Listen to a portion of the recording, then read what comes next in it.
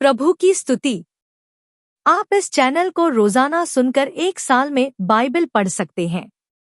Please subscribe and support. आज के Bible अध्याय। नहमाया की पुस्तक अध्याय 6। नहमाया की पुस्तक अध्याय 6। जब संबलत, तोबियाह और अरबी गेशेम और हमारे और शत्रुओं को यह समाचार मिला कि मैं शहरपनाह को बनवा चुका, और यद्यपि उस समय तक भी मैं फाटकों में पल न लगा चुका था, तो भी शहरपनाह में कोई दरार न रह गया था, तब संबलत और गेशेम ने मेरे पास यो कहला भेजा कि हम ओनो के मैदान के किसी गांव में एक दूसरे से भेंट करें। परंतु वे मेरी हानि करने की इच्छा करते थे। परंतु मैंने उनके पास दूतों से कहला भेजा कि मैं तो भारी काम में लगा हूं, वहां नहीं जा सकता। मेरे इसे छोड़कर तुम्हारे पास जाने से यह काम क्यों बंद रहे? फिर उन्होंने 4 बार मेरे पास वैसी ही बात कहला भेजी, और मैंने उनको वैसा ही उत्तर दिया।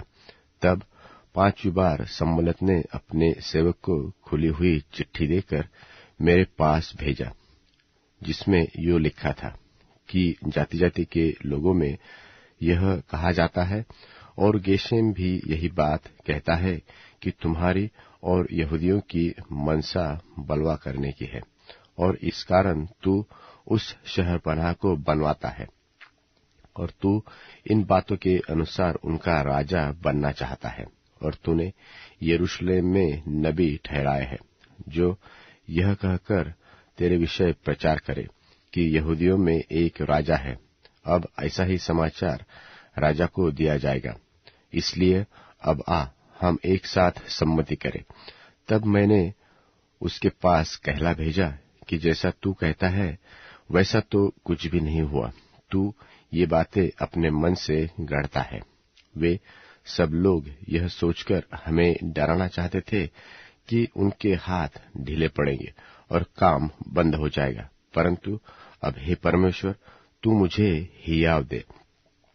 और मैं शमायाह के घर में गया, और दलायाह का पुत्र और महतबेल का पोता था, वह तो बंद घर में था। उसने कहा, हम परमेश्वर के भवन अर्थात मंदिर के भीतर आकर आपस में भेंट करें और मंदिर के द्वार बंद करें, क्योंकि वे लोग तुझे घात करने आएंगे। रात ही को वे तुझे घात करने आएंगे। परंतु मैंने कहा, क्या मुझ ऐसा मनुष्य भागे? और मुझ ऐसा कौन है जो अपना प्राण बचाने को मंदिर में घुसे? मैं नहीं जानेगा। फिर मैंने जान लिया कि वह परमेश्वर का भेजा नहीं है, परंतु उसने वह बात परमेश्वर का वचन कहकर मेरी हानि के लिए कही है। और तोबियाह और संबलत ने उसे रुपया दे रखा है। उन्होंने उसे इस कारण रुपया दे रखा था कि मैं डर जाऊं और वैसा ही काम करके पापी ठहरूं, और उनको अपवाद लगाने का अवसर मिले, और वे मेरी नामधराई कर सके। हे मेरे परमेश्वर, तोबियाह, संबलत और नोअद्याह, नबिया और जितने नबी मुझे डराना चाहते थे, उन सबके ऐसे ऐसे कामों की सुधि रख। एलूल महीने के 25वें दिन को अर्थात 52 दिन के भीतर शहरपनाह बन चुकी। जब हमारे सब शत्रुओं ने यह सुना, तब हमारे चारों ओर रहने वाले सब अन्य जाति डर गए और बहुत लज्जित हुए, क्योंकि उन्होंने जान लिया कि यह काम हमारे परमेश्वर की ओर से हुआ।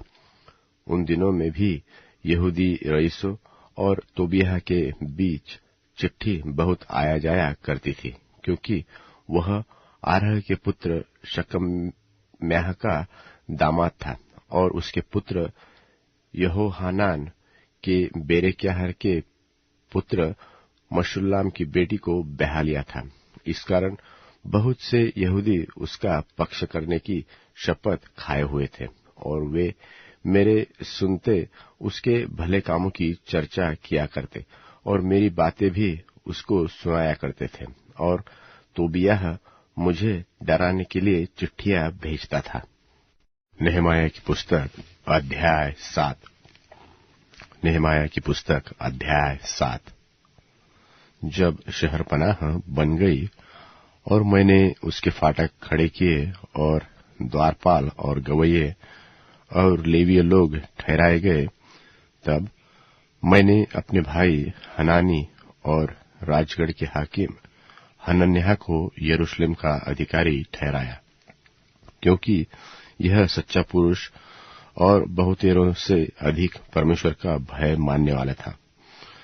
और मैंने उनसे कहा, जब तक घाम खड़ा न हो तब तक यरूशलेम के फाटक न खोले जाए, और जब पहरुए पहरा देते रहे तब ही फाटक बंद किए जाए और बेड़े लगाए जाए।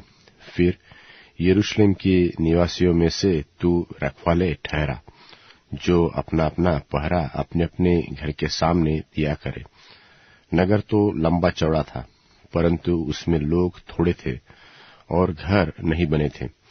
तब मेरे परमेश्वर ने मेरे मन में यह उपजाया कि रईसों, हाकिमों और प्रजा के लोगों को इसलिए इकट्ठे करूं कि वे अपनी अपनी वंशावली के अनुसार गिने जाए।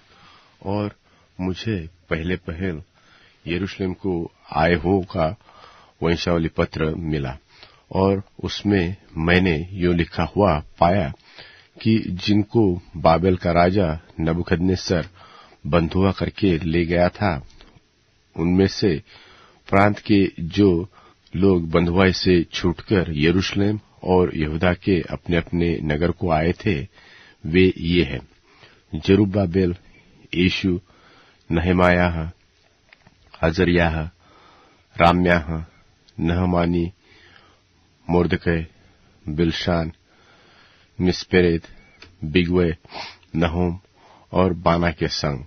इस्राएली प्रजा के लोगों की गिनती यह है, अर्थात परोश की संतान 2172, सपत्याह की संतान 372, आरह की संतान 652, पहतमो आप की संतान यीशु और ओबाह की संतान 2818, इलाम की संतान 1254, जत्तू की संतान 845, जक्के की संतान 760, बिन्नुई की संतान 648, बेबई की संतान 628, अजगाद की संतान 2322, अदोक की काम की संतान 667, बिगवई की संतान 2067, आदीन की संतान 655,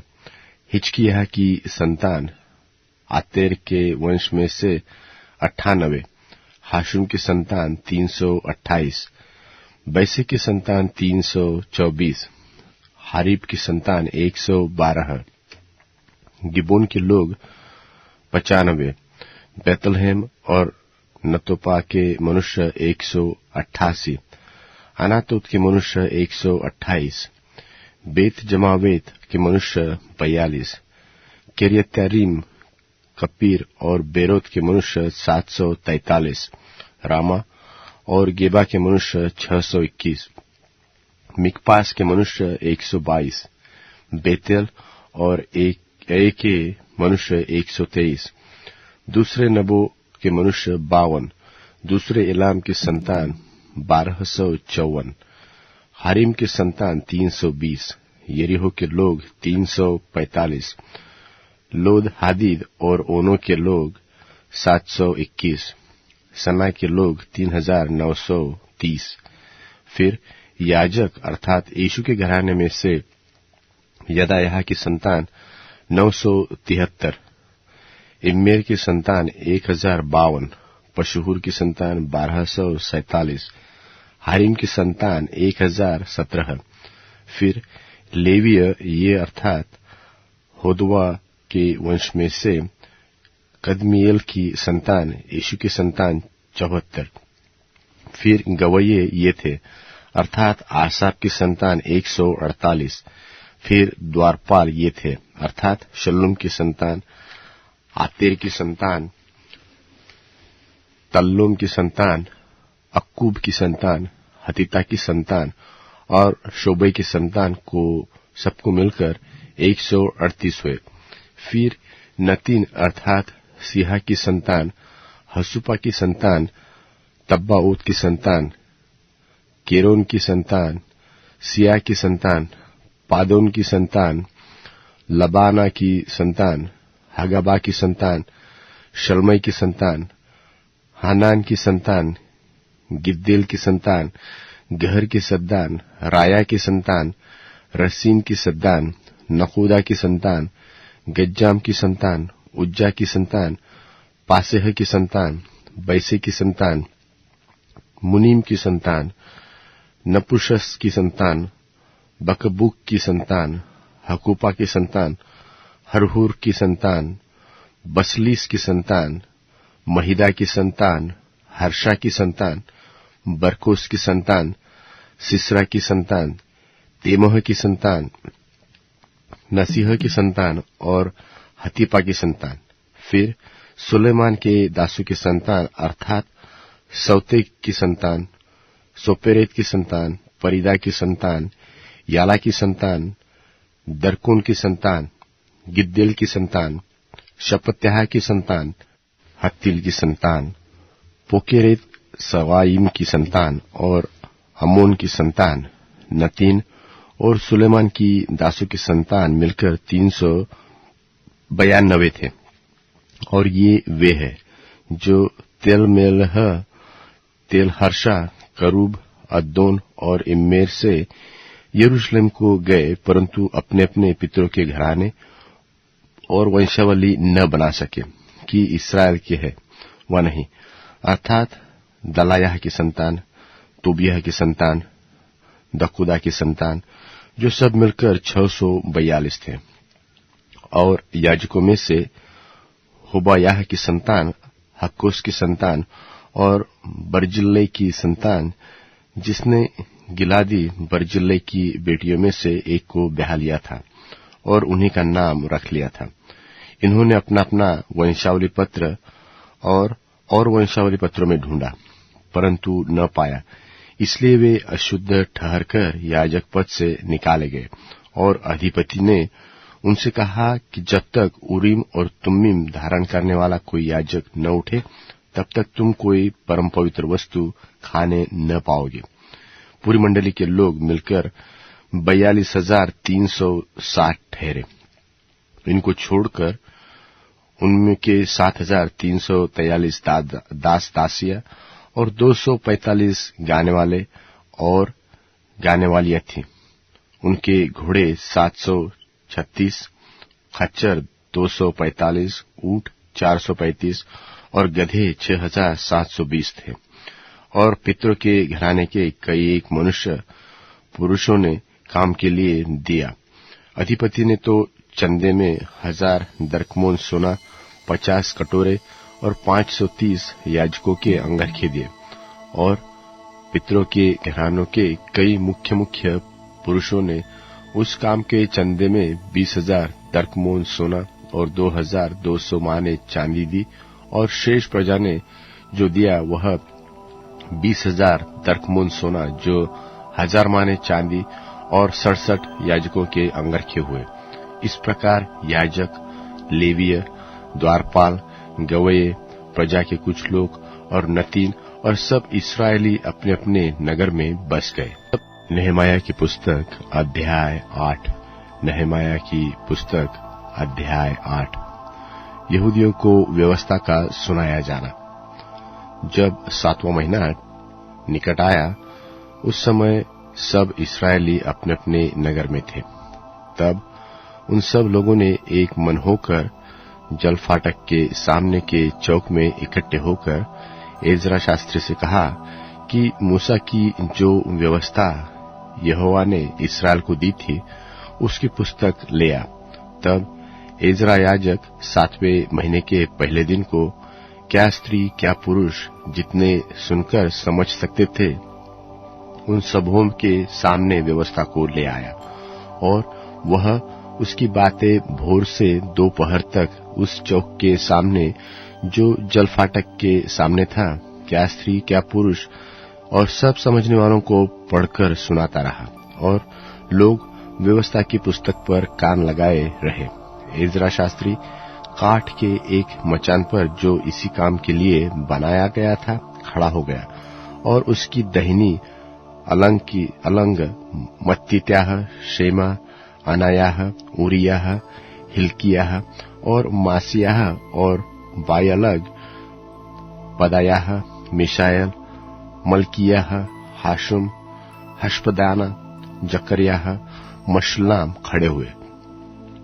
तब एजरा ने जो सब लोगों से ऊंचे पर था सबों के देखते उस पुस्तक को खोल दिया और जब उसने उसको खोला तब सब लोग उठ खड़े हुए। तब एजरा के महान परमेश्वर यहोवा को धन्य कहा और सब लोगों ने अपने अपने हाथ उठाकर आमीन आमीन कहा और फिर सिर झुकाकर अपना माथा भूमि पर टेक कर यहोवा को दंडवत की। और यीशु बानी शेरेब्याह यामीन अक्कुब शबत्ते होदियाह मासेयाह कलीता अजरियाह योजाबाद हानान पलायाह नाम लेवी लोगों को व्यवस्था समझाते गए और लोग अपने अपने स्थान पर खड़े रहे और उन्होंने परमेश्वर की व्यवस्था की पुस्तक में पढ़कर और टीका लगाकर अर्थ समझा दिया और लोगों ने पाठ को समझ लिया। तब नहमायाह जो अधिपति था और एजरा जो याजक और शास्त्री था और जो लेवीय लोगों को समझा रहे थे उन्होंने सब लोगों से कहा, आज का दिन तो तुम्हारे परमेश्वर यहोवा के लिए पवित्र है, इसलिए विलाप न करो और न रो, क्योंकि सब लोग व्यवस्था के वचन सुनकर रोते रहे।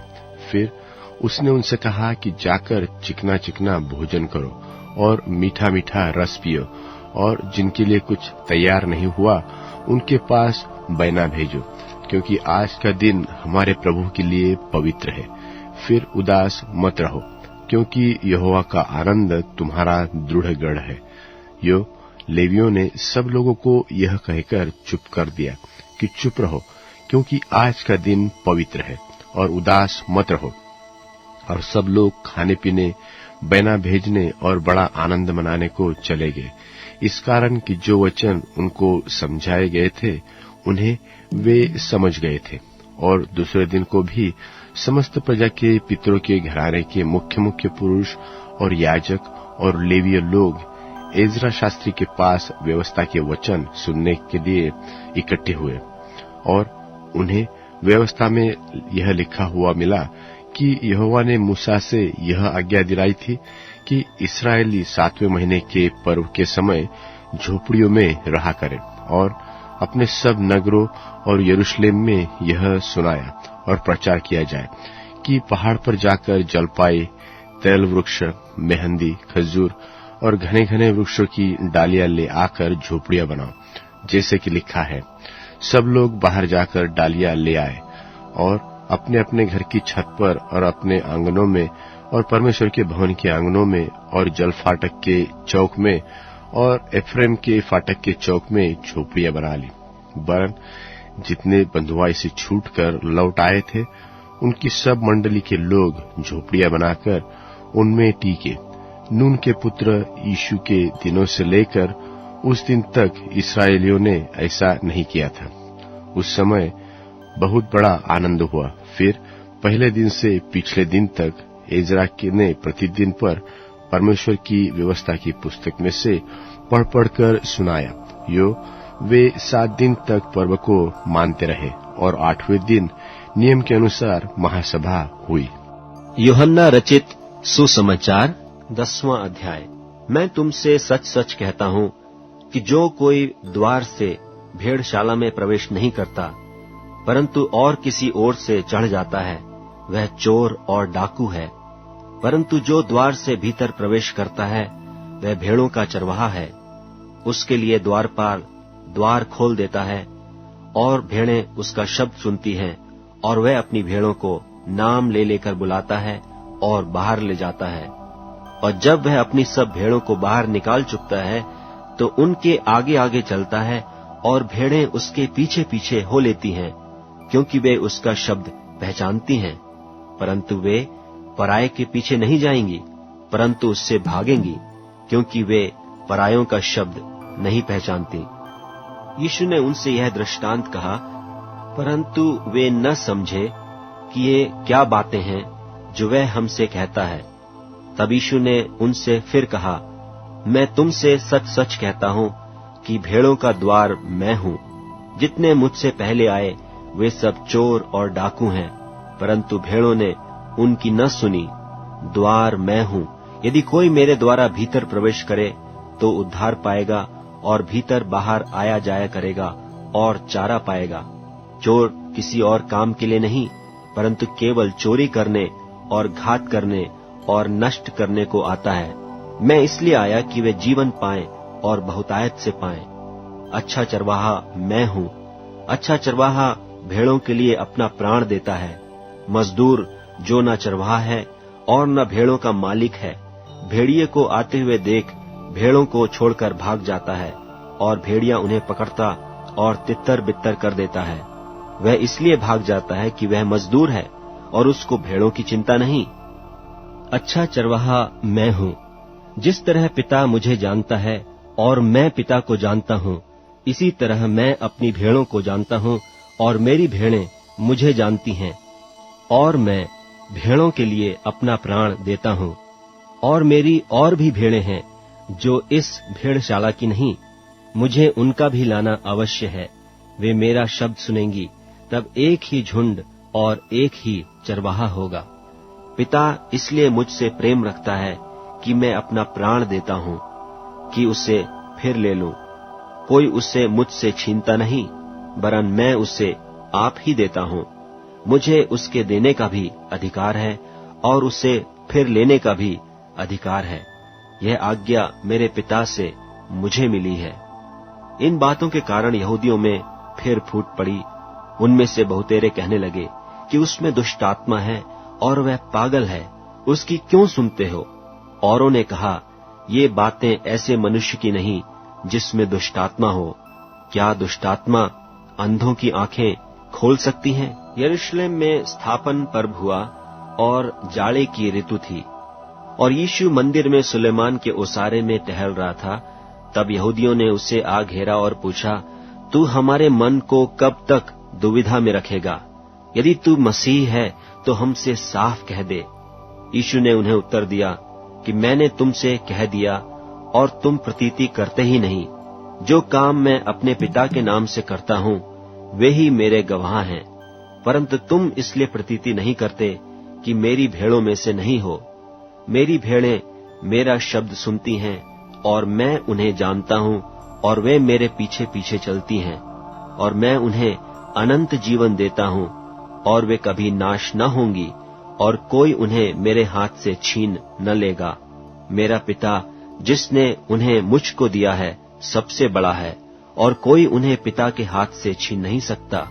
मैं और पिता एक हैं। यहूदियों ने उसे पत्थरवाह करने को फिर पत्थर उठाए।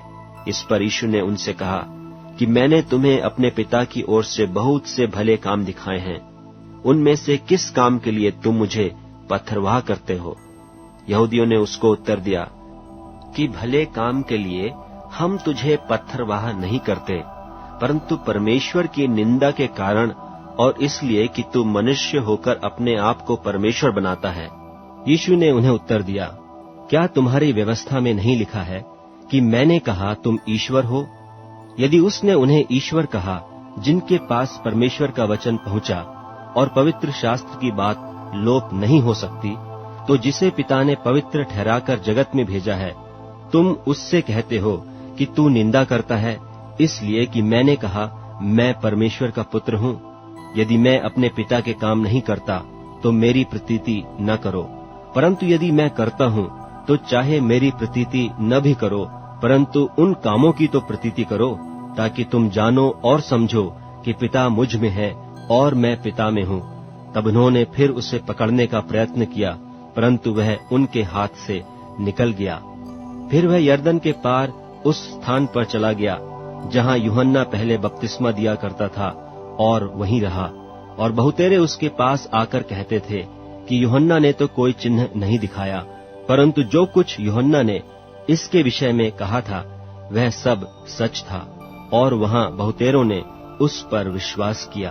भजन संहिता अध्याय 22। भजन संहिता अध्याय 22। हे मेरे परमेश्वर, हे मेरे परमेश्वर, तूने मुझे क्यों छोड़ दिया? तू मेरी पुकार से और मेरी सहायता करने से क्यों दूर रहता है? मेरा उद्धार कहाँ है?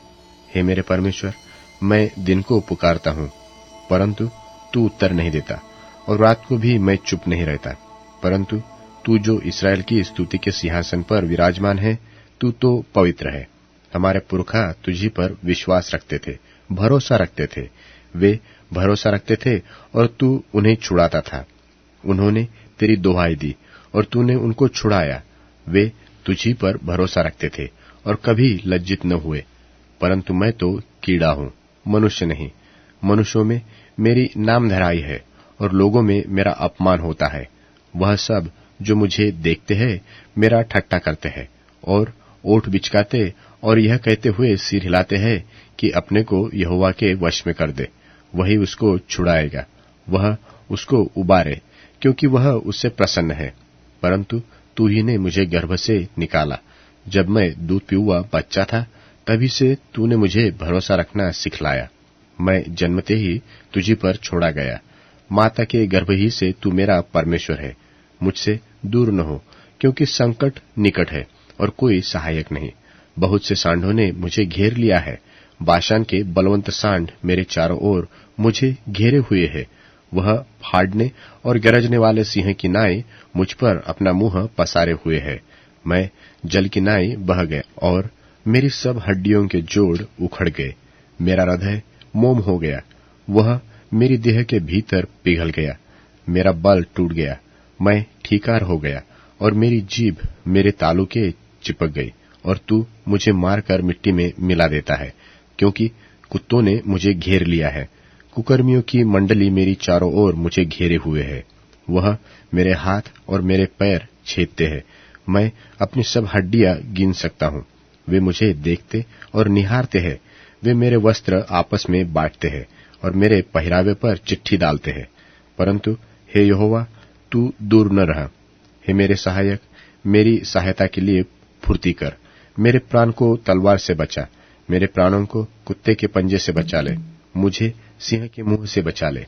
हाँ, जंगली सांडों के सींगों से तूने मुझे बचा लिया है। मैं अपने भाइयों के सामने तेरे नाम का प्रचार करूंगा। सभा के बीच मैं तेरी प्रशंसा करूंगा। हे यहोवा, उसके डरवैये उसकी स्तुति करो। हे याकूब के वंश, तुम सब उसकी महिमा करो। और हे इस्राएल के वंश, तुम सब उसका भय मानो, क्योंकि उसने दुखी को तुच्छ नहीं जाना और न उससे घृणा करता है और न उससे अपना मुंह छिपाता है। पर जब उसने उसकी दुहाई दी, तब उसकी सुन ली। बड़ी सभा में मेरा स्तुति करना तेरी ही ओर से होता है। मैं अपने प्रण को उससे भय रखने वालों के सामने पूरी करूंगा। नम्र लोग भजन करके तृप्त होंगे। जो यहोवा के खोजी है, वे उसकी स्तुति करेंगे। तुम्हारे प्राण सर्वदा जीवित रहे। पृथ्वी के सब दूर दूर देशों के लोग उसको स्मरण करेंगे और उसकी ओर फिरेंगे। और जाति जाति के सब कुल तेरे सामने दंडवत करेंगे, क्योंकि राज्य यहोवा ही का है और सब जातियों पर वही प्रभुता करता है। पृथ्वी के सब हष्टपुष्ट लोग भोजन करके दंडवत करेंगे।